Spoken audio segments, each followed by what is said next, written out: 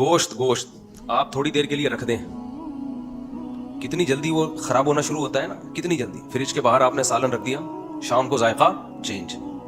اور کچا گوشت تو اور جلدی خراب ہوتا ہے. یہ بھی ایک اللہ تعالیٰ کی قدرت ہے. ہماری باڈی تو گوشت کی بنی ہوئی ہے، یہ کیوں خراب نہیں ہو رہی؟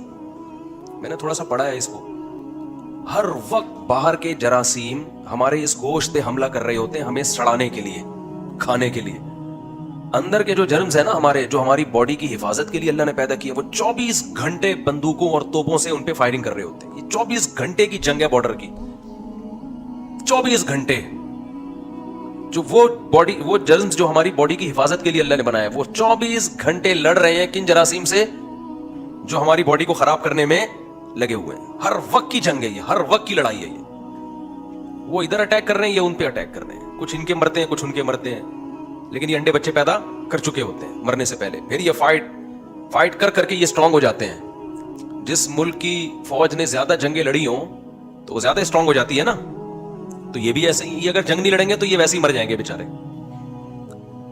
تو یہ لڑتے رہتے ہیں، ہر وقت لڑتے رہتے ہیں، ہر وقت لڑتے رہتے ہیں. ماں کے پیٹ میں یہ لڑنا شروع کرتے ہیں اور موت کی آخری ہچکی تک ان کی فائٹ رہتی ہے. جیسے ہی آپ کی ڈیتھ ہوتی ہے تو یہ لڑنا چھوڑ دیتے ہیں. باہر کے جو فوجی ہیں نا، جو دشمن جراثیم ہیں، وہ توپوں اور گنوں کے ساتھ آپ کی باڈی میں داخل، اور فوراً آپ کے چہرے کی رونق ختم. یہ میں رپورٹ نہیں پیش کر رہا میڈیکلی، یہ آپ کو یہ بتا رہا ہوں کہ یہ نیک ہو یا بندہ برا ہو، دونوں کے ساتھ یہ ہوتا ہے. سمجھتے ہو کہ نہیں سمجھتے؟ لہذا دونوں نے فوراً سڑنا شروع کر دینا. اس کا نمازی پرہیزگار ہونے سے یا شرابی اور زانی ہونے سے کوئی تعلق نہیں. ہاں، کرامت کے طور پر اللہ کسی کی باڈی کو سلامت رکھیں، جیسے ہم نے بہت سے شہداء دیکھے ہیں 6 مہینے بھی جسم سلامت رہتا ہے، ان کے خون سے خوشبو آ رہی ہوتی ہے. تو یہ اللہ کی طرف سے. اب جو کام اللہ کا ہے وہ تو اللہ کرے گا نا، ہمیں تو ظاہری کے مکلف ہے نا. اب پیغمبر کے بارے میں صحابہ اور تابعین سب کا اجماعی عقیدہ تھا کہ پیغمبر کا جسم خراب نہیں ہوتا، کیونکہ ان کو جو حیات ملتی ہے برزخی حیات، وہ عام مومنین جیسی نہیں، بہت پاورفل حیات ہوتی ہے. ان کی باڈی کبھی خراب نہیں ہوتی، کسی پیغمبر کا جسم کبھی خراب نہیں ہوتا. یہ مضمون احادیث سے بھی ثابت ہے کہ اللہ نے پیغمبروں کے جسم پر مٹی کو حرام کر دیا ہے.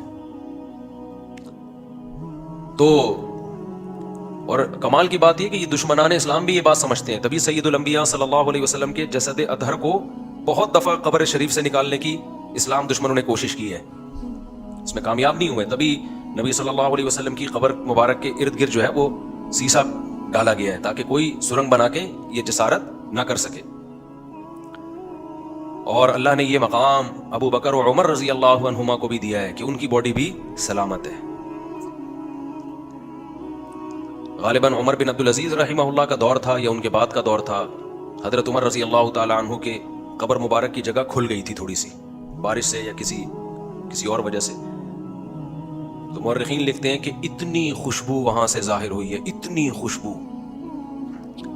یہ واقعہ جب ہم لوگوں کو سناتے ہیں نا تو ملحد اور ایتھیس لوگ اور جو آج کل کے سیکولر لوگ ہیں نا، جو کرامات کے منکر ہیں، وہ ہنستے ہیں کہ کس سے کہانیاں ہیں. تو یہ واقعات ان کو کس سے کہانیاں لگتے ہیں جنہوں نے ایسی کرامتیں اپنی آنکھوں سے نہ دیکھی.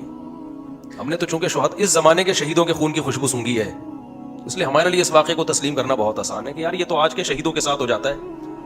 وہ تو عمر بن خطاب تھے جن کے بارے میں نبی نے فرمایا لو کان بعدی نبی لکان عمر، میرے بعد کوئی نبی ہوتا تو کون ہوتے؟ عمر ہوتے. تو بعض دفعہ شہداء کے ساتھ ہو جاتا ہے، لیکن یہ بھی کوئی قاعدہ کلیہ نہیں. حضرت حمزہ کی شہید تھے، ان کی قبر جب کھولی گئی ہے تو جسم سلامت تھا. حضرت حمزہ رضی اللہ تعالی عنہ جہاں شہید ہوئے نا، آج ان کی قبر وہاں نہیں ہے کیونکہ سیلابی پانی کی وجہ سے اس قبر کے گرنے کا خطرہ تھا. ان کو شفٹ کیا گیا، منتقل کیا گیا، تو جسد اطہر سلامت تھا ان کا. لیکن علماء کہتے ہیں کہ یہ بھی کوئی قاعدہ کلیہ نہیں ہے. اگر کسی شہید کا جسم خراب ہو گیا، بدبو آنے لگی، تو اس سے بدگمان ہونا جائز نہیں ہے، کیونکہ کرامت کا صدور جب اللہ چاہتے ہیں ہوتا ہے، جب نہیں چاہتے نہیں ہوتا. اور انسان کی عظمت کا تعلق، اس کے بلند مرتبے کا تعلق کرامت سے نہیں ہے بلکہ اس کے اعمال سے ہے. تو کسی نے حق کی خاطر جان دے دی، شہید ہو گیا، تو بس حدیث میں آتا ہے شہید کے خون کا قطرہ زمین پہ گرنے سے پہلے اللہ اس کے گناہوں کو معاف کرتے ہیں. تو بس ہمارے لیے یہ دلیل شہید کی کرامت کے لیے کافی ہے. بے شک اس کا جسم خراب ہو جائے، ہم نے ایسے شہید بھی دیکھے ہیں جن کی باڈی سے اسمیل آنے لگی، بدبو آنے لگی. کوئی بدگمان ہونے کی ضرورت نہیں ہے بھائی. جس نے اللہ کی خاطر جان دے دی اب اس کے خون سے خوشبو آئے یا بدبو آئے اس سے ہماری صحت پہ کوئی فرق نہیں پڑتا. سوال پیدا ہوتا ہے جب نہیں پڑتا تو پھر اللہ بعض شہیدوں کو یہ درجہ دیتے ہیں بعض کو نہیں دیتے. تو بھائی وہ اللہ کی مرضی ہے. اللہ بتانا چاہتے ہیں کہ دیکھو میرے اختیار میں ہے, میں اسباب کا مکلف پابند نہیں ہوں, میں جب چاہوں گا جو چاہوں کر دوں گا.